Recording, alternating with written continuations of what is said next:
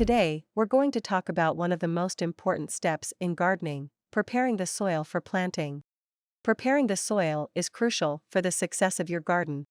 The first step is to remove any debris, such as rocks, sticks, and weeds, from the area where you plan to plant.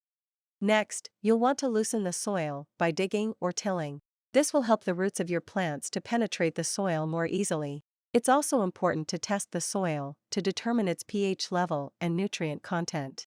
This will help you determine if you need to add any amendments, such as fertilizer or lime, to the soil to improve its quality.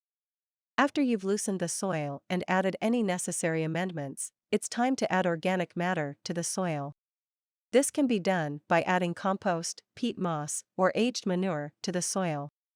By following these steps, you'll be able to prepare the soil properly and give your plants the best chance for success. Check the link below to start your journey to a beautiful and bountiful garden. Happy gardening!